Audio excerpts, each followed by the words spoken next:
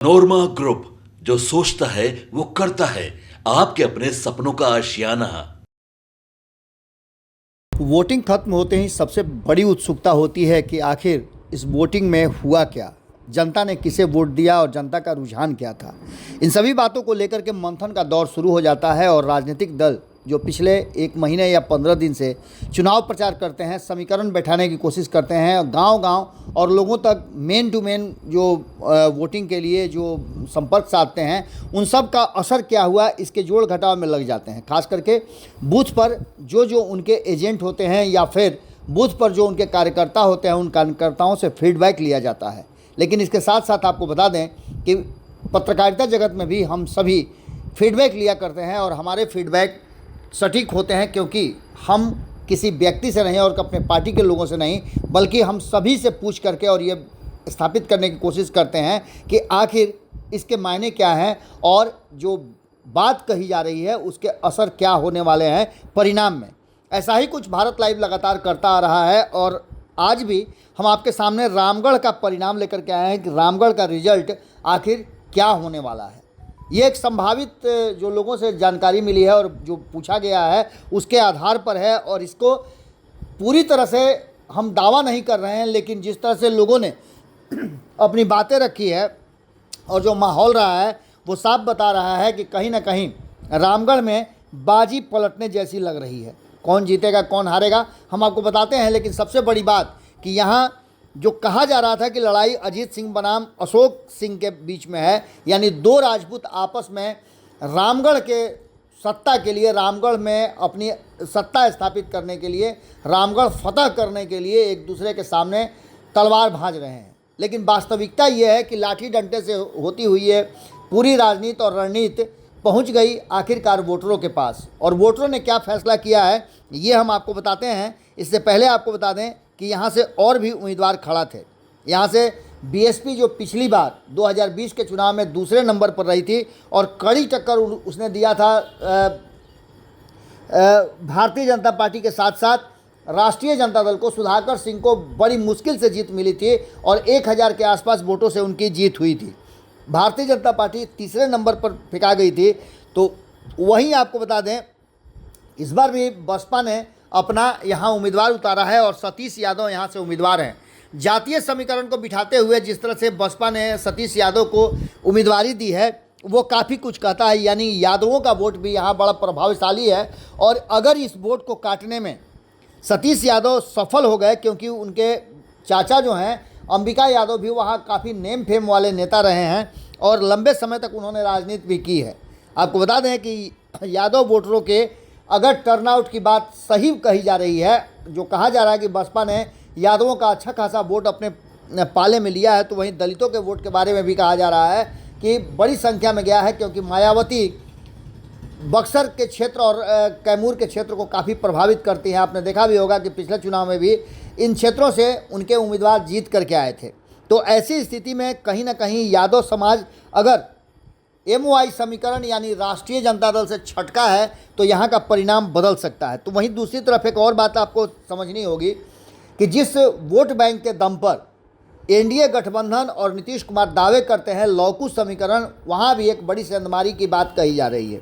कहा यह जा रहा है कि जनसुराज ने जिस तरह से प्रशांत किशोर ने वहाँ कुशवाहा उम्मीदवार को उतार करके कहानी में एक नया ट्विस्ट पैदा कर दिया था, तो रामगढ़ के रिजल्ट बदल सकते हैं। आपको बता दें कि यहाँ अशोक सिंह जो पिछली बार तीसरे नंबर पर रहे थे, उन पर भरोसा करते हुए भारतीय जनता पार्टी ने उन्हें उम्मीदवार बनाया था। हमने लगातार भारतीय जनता पार्टी के शीर्ष नेताओं से बातचीत की और उनका दावा था कि अशोक सिंह इस बार हर हाल में चुनाव जीत रहे हैं। लेकिन चुनाव जीतने की जो रणनीति होती है और जो वोटों का समीकरण होता है, उस समीकरण में कुशवाहा समाज का छटक जाना इस बात की तरफ इशारा करता है कि कहीं ना कहीं एक बड़ा वोट बैंक NDA से छिटक सकता है और ऐसी स्थिति में ये लड़ाई कहीं ना कहीं कमज़ोर पड़ सकती है। वोटरों के मन में क्या था, तस्वीरें आप देख रहे होंगे, किस तरह से वोट का बहिष्कार हुआ है ये भी हमने आपको बताया।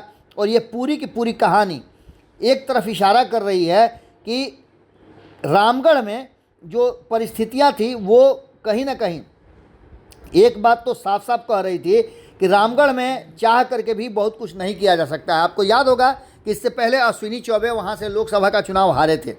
रामगढ़ विधानसभा में हो रहे उपचुनाव को लेकर के जो 13 नवंबर को वोटिंग हुई, उसमें दुर्गावती प्रखंड को लेकर के दुर्गावती में जो कुछ भी पिछले वर्षों में हुआ है उसको लेकर के भी लोगों में काफ़ी कुछ था।